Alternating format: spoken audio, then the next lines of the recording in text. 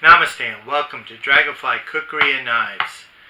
In this video we're going to be talking about one of my favorite commies, and it's for good reason, because I've established a really good work relationship with him where he does a lot of my custom designs.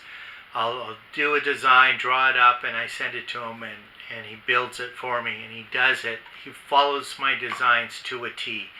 And he's not afraid also to give good input when my design has some flaws in it or whatever, and then he does the corrections and makes them even better. So he is an awesome blacksmith and commie, and just a man that I have a great deal of respect for. This person that we're talking about is the owner of GurkhasBlade. I'm sorry, I didn't pronounce that correctly. And that's Neem Tenji. He makes a fantastic quality cookery. But one thing I want to get out in the open and talk about right up front is there's a big misunderstanding about Neem, and that is they think that he's not a purist. He's not a traditional commie, and that he builds a cookery from scratch the traditional way. I have seen videos that he has sent me where he has actually worked on cookeries the traditional way, with his team of commies swinging the hammers and him turning the blades and doing it the traditional way. So he does make cookeries the traditional way. But he is also a progressive commie of the 21st century. He is a guy who's thinking ahead and preparing for the future.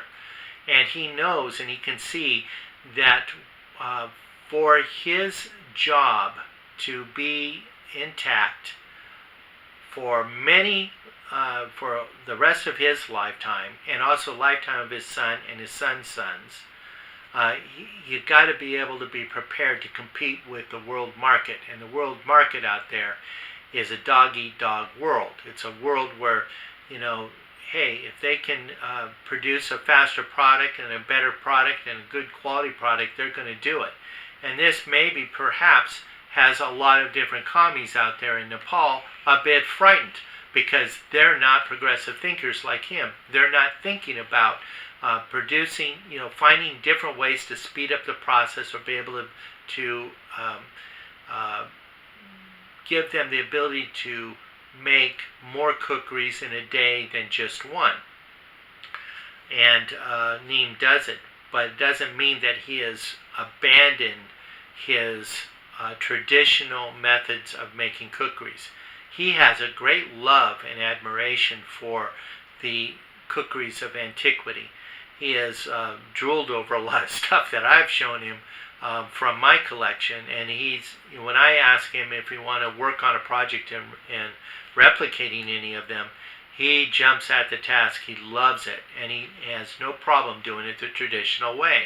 So he is a traditionalist, but he's also a progressive thinker that is very much needed in his field and in his trade there in his homeland of Nepal.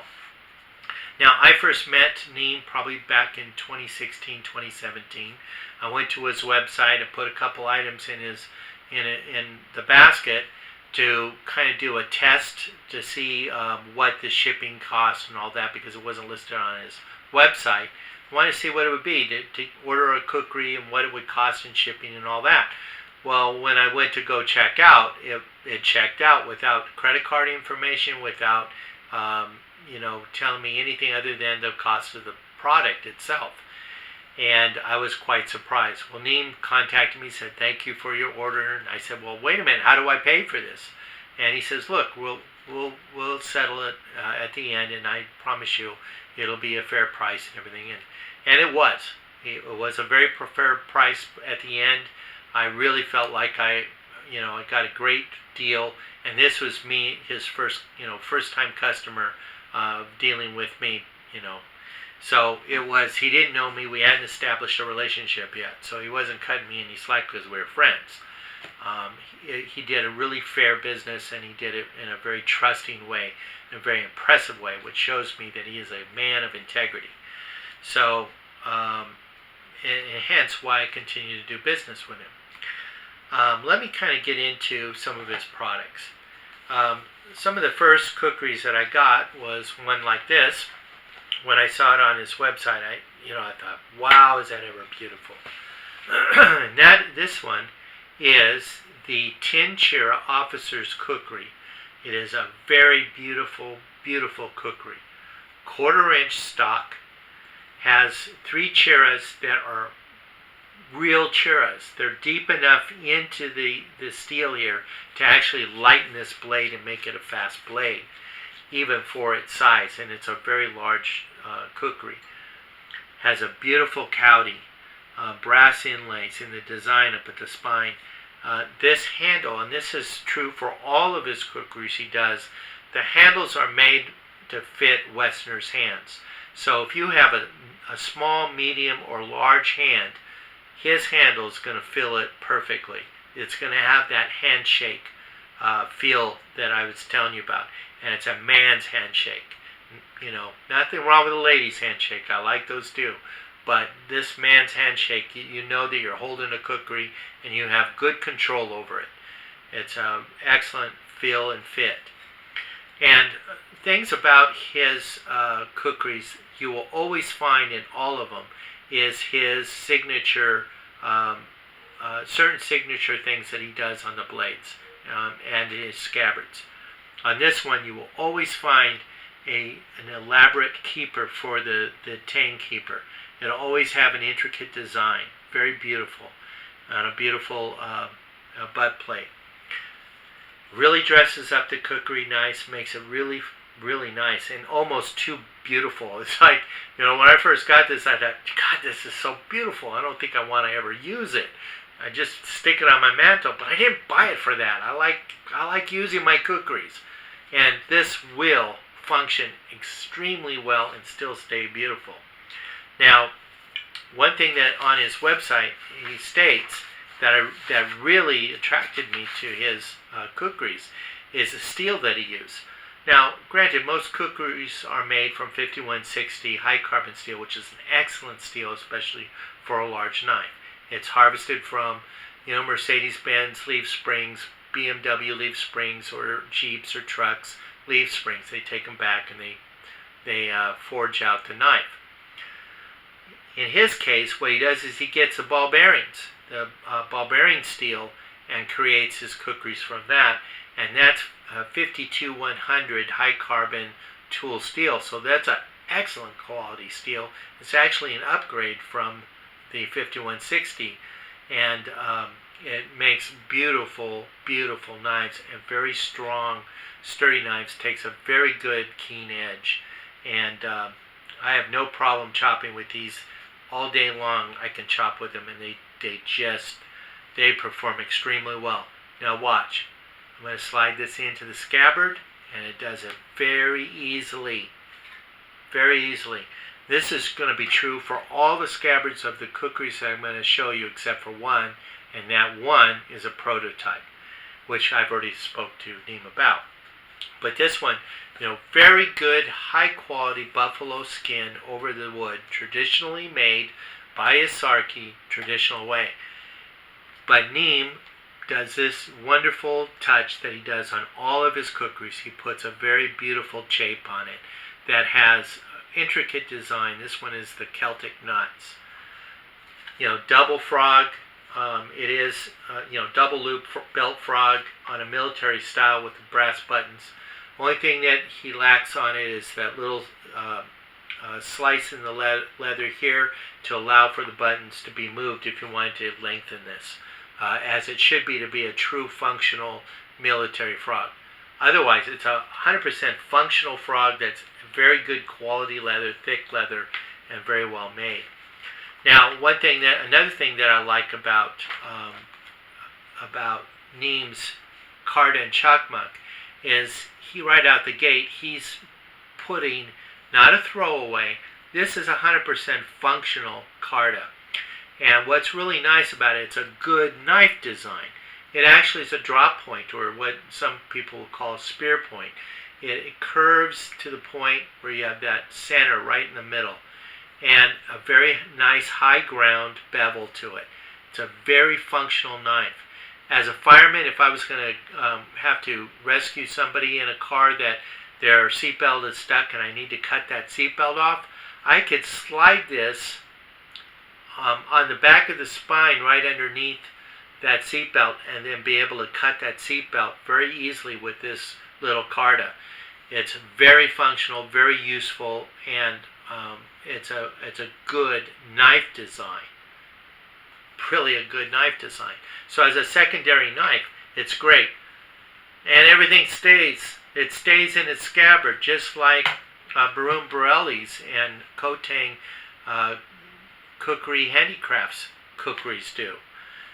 Neem thinks about the total package and fit and finish, its eye appeal, and also its functionality. Here's another excellent kukri that I purchased from his website. This one is a dew chera. Has the chera up here at the top and the bottom. Long, nice, good 13-inch blade. I love the Karda, the cowdy on this. The cowdy is beautiful. It's got that lotus leaf style cowdy that I love. That's my favorite cowdy right there. And he does that a lot on a lot of his blades, so it's kind of a signature as well of his. Very deep, fuller lines up here at the spine. They're not just little drawn lines. They're deep. They're grooved right into that steel. 1/4-inch stock. All of his kukris, 1/4-inch stock, ball bearing steel, brass furnishings, Indian hardwood handle, stick tang that goes all the way and is kept by that beautiful keeper.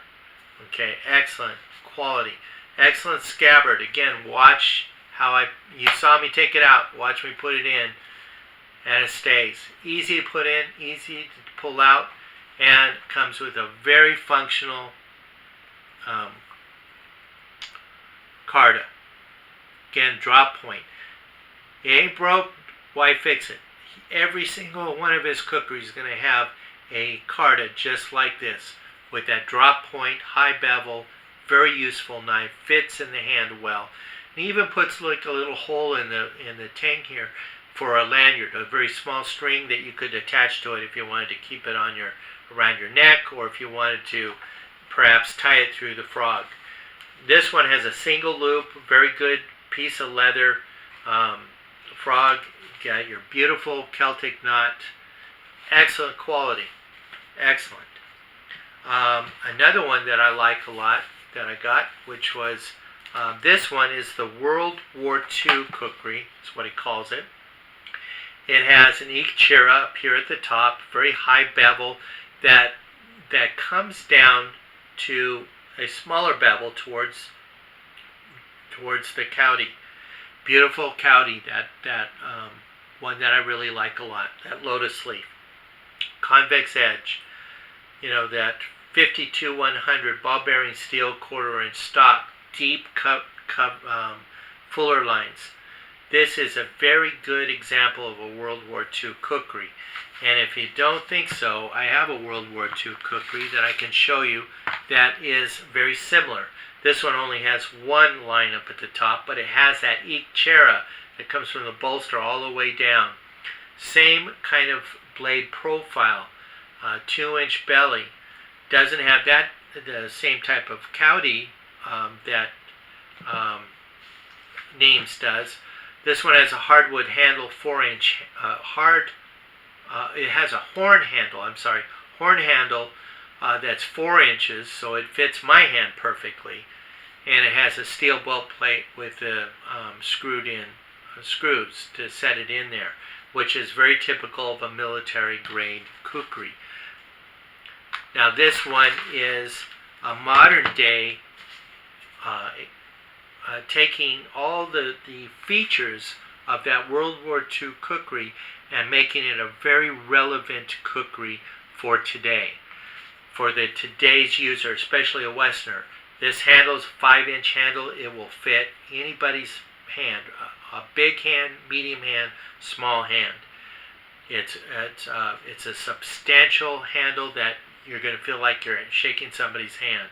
Yet this blade is very light and quick, and is a very very excellent chopper and slicer. It's just a fantastic knife. Again, beautiful keeper at the end, which is his signature. Beautiful leather. This one's brown, but high quality buffalo hide over the traditional wood. His sarki is done. He has a great sarki working with him, and the beautiful, typical Neem Tenji Celtic knot. Again, comes with very functional Karda and chakmak.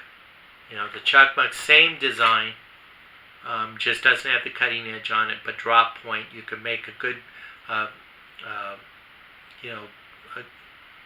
do you call it? A divot for your friction fire if you wanted to do that, or you can use it, poke holes in something that you might need to poke a hole through. 90-degree spine for throwing sparks and taking out the rolled edges. Fits in the scabbard perfectly. Watch how I put it in. It looks great. Fits great. Doesn't fall out. Form follows function to a T with some beauty. Now, one of my favorite designs, and I think this one I really want to spend some time talking about because I do offer this on my website, and and this is a really great Kukri design, and I'll explain why. Now, looking at it, you would say it's a full tang because you got your pins that are showing here on the side. Plus, you have, it's pinned over in the back here with your tang keeper, the keeper on there that he has very elaborately designed. Now, this Kukri, each chair up at the top, 1/4 inch stock, that ball bearing steel, very nice high grind, convex edge, very, very sharp, beautiful cowdy, deep cut fullers here up at the top. Now, it does not have an exposed tang. So, is it a full tang or is it not? It is a full tang. Like the cold steel Kukris that have the craton handle encapsulating the full tang that goes all the way through, this one doesn't have craton. It has a Indian hardwood that is completely encapsulating that full tang that goes all the way through, pinned at the back and pinned on the sides. So you get full tang without, if this, what often happens from Nepal is that you'll get a panwall design, full tang, and it'll come to the States. I live in the kind of like the desert area, so the climate is very dry, and the wood will tend to shrink. And then you have this exposed spine up here at the top of the tang. Well, that will cause hot spots a lot of time. Well, this is eliminated with this particular Kukri. You get the full tang strength, but you get the ergonomics of a hand-friendly handle that will fit your hand and stay in your hand and not cause any hot spots whatsoever. And it's big enough to accommodate any mitt size, big hand, medium hand, small hand. This one is that handshake I'm talking about, and yet you're getting a full tang capability Kukri. I love this Kukri. This is a Kukri I would, definitely choose to take with me out in a campsite. Now, it doesn't come with a chakmak. Notice how easy it is to take in and out. It comes with this Karda. This Karda is a knife of its own. Very nice bevel on it, drop point like his others, a little bit integrated finger guard there, full tang with its pins. It fits in your hand good. This would be a great neck knife as a little EDC knife to carry with you. 100% functional tool, 100% functional knife. It's a knife in its own right. This is a knife. And you could get in there and do your skinning, do everything you need to do. And as a secondary knife to go along with this package, and it stays in the scabbard, great complement to one another. This is a perfect kit right here. And it's beautiful. Well made. excellent, excellent quality. Now, I have a few more to show you real quick. He does love traditional blades, so I'm going to show you Neem Tenji's version of the Fort Williams MK1. He calls it the MK1, the Great War Kukri. But this is a Fort Williams replica, and it's a very good one. He's got the blade shape and size correct. He's got the handle correct, with the tang keeper being an inset screw in the pommel here. Good shape and size. This is the long handle version of some of the shorter long handle version. There's the two handle versions. There's a short one and the longer one. This one has a little bit of a curve to it, where some of them are a little bit more straighter, but I have seen some examples of photos of Fort Williams that has a slight curve to it. So it is a correct period piece. And look at the beautiful cowdy. It's the Fort Williams cowdy, and he has the 4 dots for testing that's on it. So it is it is 1/4 inch stock. It's that ball bearing steel, so it's a traditional replica, new and improved. It's a very, very good piece. Now the scabbard isn't really a true traditional Fort Williams, but because it has, Neem's beautiful shape on it that has the shell on it instead of the military version. It's high quality leather, dyed brown. The frog is where it gets, it's not very period correct. It is a military style double frog, double looped, which is okay. Doesn't have the slits on it to make it really functional. It's just more reminds you of what it would be with the brass buttons and stuff, and the lace tie in front. But is that to say that there wasn't Fort Williams that had them like this? Very possible they did. He did a great job with the ribbing on the side all the way around, which is what a Fort Williams would have. Scabbard-wise, it's pretty good. Is it functional? 100% functional. It's safe. It's going to keep your blade. It doesn't fall out. It does a great job. It does what it's supposed to do. I love this piece. Another one is the Thapia fighting knife, something like that. This one is the short version, which is the 12-inch version.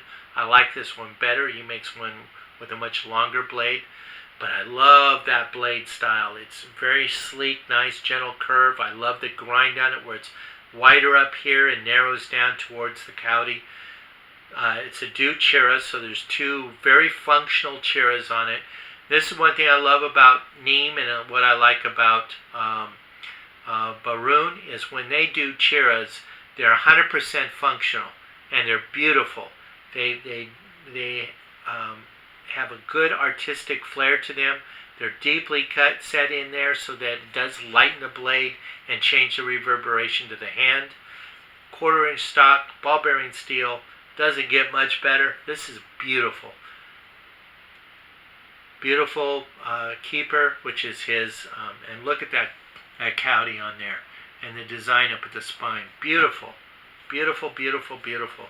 This is one of those knives you get, and you're like, man, I don't want to use it. I don't want to hurt it, but yet it's 100% functional, and you're not going to hurt this kukri.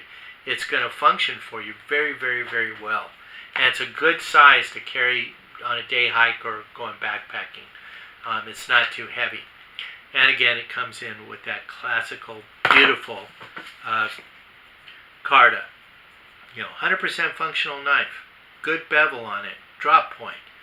This isn't a knife. It's not a toy. It's not a decoration. It's meant to be used. Nothing falls out. Another beautiful piece that he does that's very traditional is his sirupate. Nice, long, elegant, beautiful kukri. Beautiful. There's again that lotus leaf cowdy on it, which I love. Beautiful, deep cut, fuller lines up at the top. This one is not. It's not hollow forged. It's got a nice flat and then very nice bevel that comes to a convex edge. Stick tang goes all the way to the end. This is big enough to where it could be used with both hands or one hand. Again, will accommodate any mitt size.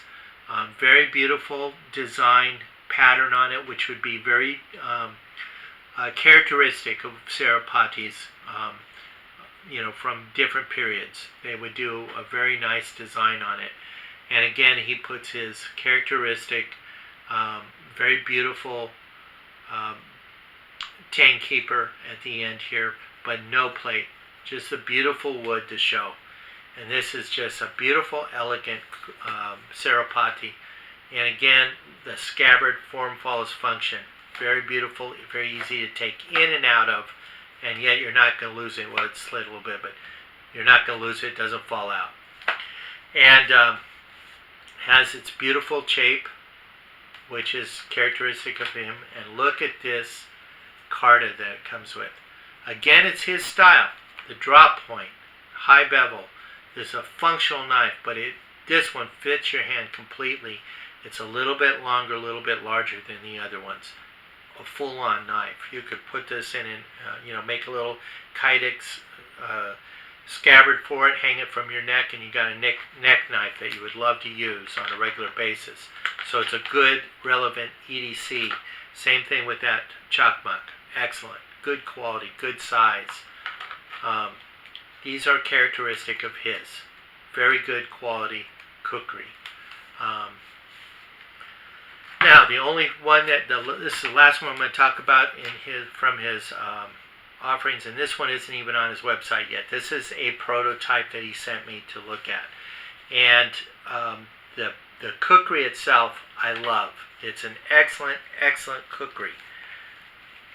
But, as you can see, it's a bit tight to get out of that scabbard. Now, another thing about the scabbard is, and there's a reason for it, and I'll tell you what the reason is here in a minute, but things fall out. It doesn't fall out, but it's really loose and could fall out very easily. There's a reason for it. The reason is, like I say over and over again, if it ain't broke, why fix it? This is a functional scabbard. Nothing falls out of it for good reason, because it's made the traditional way, and the Sarki knows what he's doing when he does it, and knows how to make the fit perfect. This one is like a new Sarki, or somebody who doesn't really know the problems that he created by this.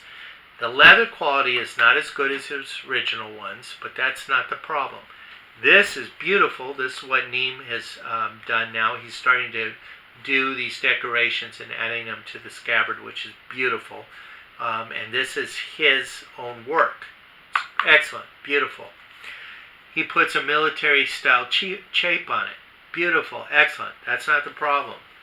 The problem is right here. If you can see this, there's a block of wood that's put in here. Now that's not normal for the scabbards. When you have a scabbard, this will probably be easier to see, is you got two pieces of wood that are fit together, and the leather is stretched over it. But that, so you got two pieces of wood there that are holding that kukri. Now there's the leather is put around, and there are openings here with leather in there to hold the Karda and the chakmak in. And that's traditional. That's the way it always is, and it's a very good and intelligent way of doing it. And notice it's easy to put the kukri in and out of. This one, here's a good example of my antique here. Here's your pieces of wood right here. This is the wood. The leather is strapped over it. And as you can see, it's just held together by that leather. It's just the two thin pieces of wood there. So this has a piece that it isn't in any other kukris, and that is this big, thick block of wood here. That causes a problem, because when you're changing climates, when the weather gets hot or it gets cold, your wood and your leather is going to swell and expand and contract. So sometimes it'll be a little difficult to get it out and in. And sometimes it'll feel almost a little loose. And that's just the weather having an effect on the natural materials that this is made out of. But when you put a block of wood there, you're making sure that that fit is never going to change.